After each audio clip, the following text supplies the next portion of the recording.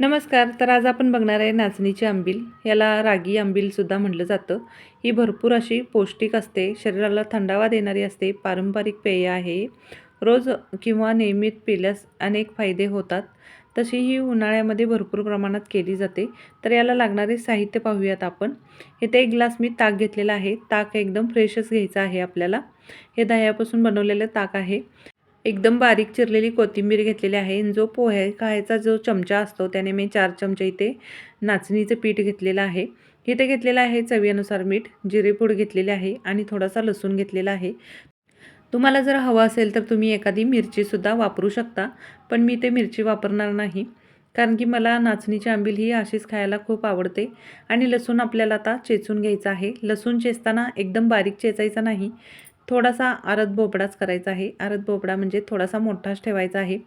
जेव्हा आपण आंबील जेव्हा पितो तेव्हा लसूण ह्यातला जो थोडासा अर्धा कच्चा शिजलेला असतो आणि तो जो दाताखाली येतो तेव्हा खूप छान अशी आंबील लागते. तर इथे मी लसूण चेचून घेतलेला आहे आणि जिरेपूडसुद्धा आपल्याला अशीच चेचून घ्यायची आहे खलबत्त्यामध्ये वगैरे. मिक्सरला बारीक करून घेऊ नका, त्याची टेस्ट छान लागत नाही जिरेपूडची. तर मी असंच हे खलबत्त्यामध्ये जिरेसुद्धा चेचून घेतलेले आहेत.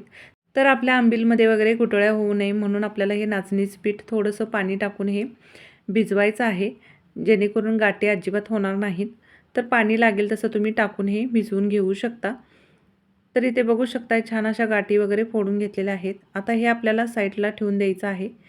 व्यवस्थित असं हे पीठ मी भिजवून घेतलेलं आहे.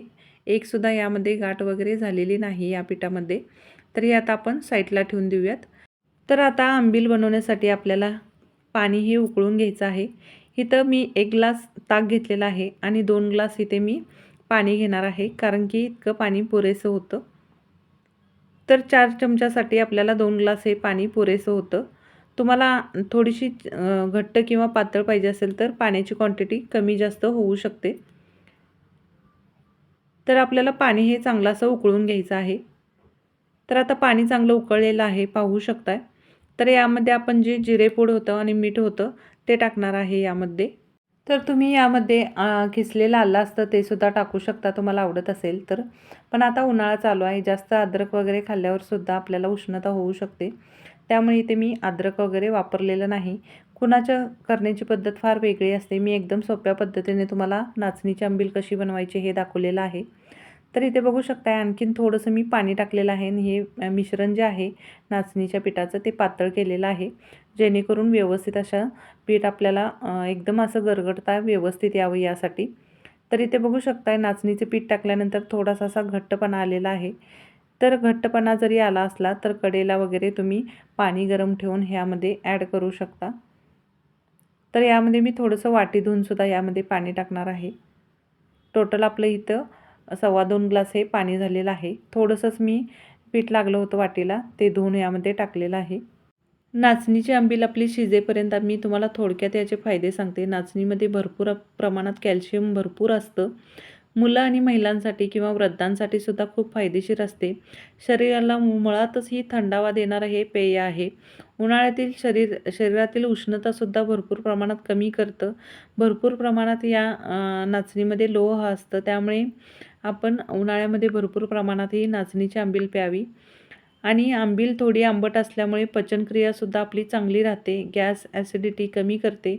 वजनसुद्धा नियंत्रणात ठेवते आणि फायबर जास्त असल्यामुळे लवकर भूक लागत नाही. त्यामुळे नाचणीची आंबील पिण्याचे भरपूर असे फायदे आहेत. तुम्ही अशा प्रकारे एकदा तरी नक्की ट्राय करून बघा.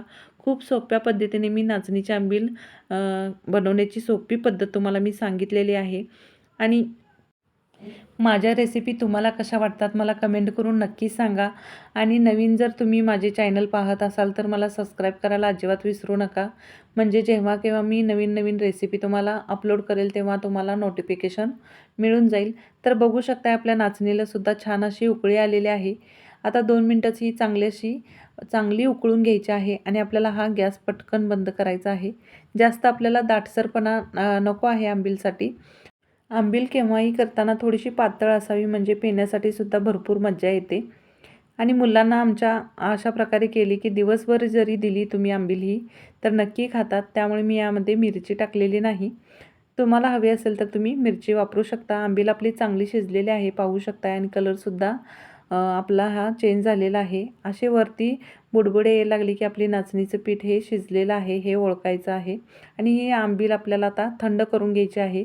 फ्रीजमध्ये थंड करून घ्यायचे आहे आपल्याला. थंडगार असेल तरच नाचणीची आंबील पिण्यासाठी भरपूर अशी मज्जा येते.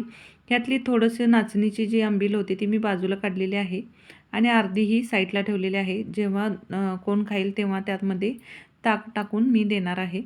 तर यामध्ये आता मी थोडंसं ताक टाकणार आहे. ताकसुद्धा एकदम असं थंडगार केलेलं आहे. यातला मी अर्धा ग्लास यामध्ये ताक टाकणार आहे आणि अर्धा ग्लास राहिलेले हे मी परतच्या आंबीलमध्ये टाकणार आहे. तर यामध्ये दाटसरपणा वगैरे व्यवस्थित आलेला आहे. जास्त पातळही नाही आणि जास्त घट्टही नाही. ही पिण्यायोग्य ही आंबील आहे. यामध्ये आता आपल्याला टाकायची आहे ती म्हणजे कोथिंबीर. तर कोथिंबीर ही लास्टलाच टाकायची आणि खाताना घेतानाच टाकायची, म्हणजे कोथिंबीरची चव खूप छान लागते आंबीलमध्ये.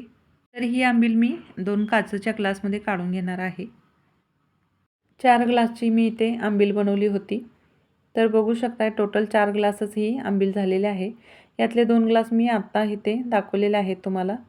तर यामध्ये थोडीशी मी आणखीन कोथिंबीर टाकणार आहे.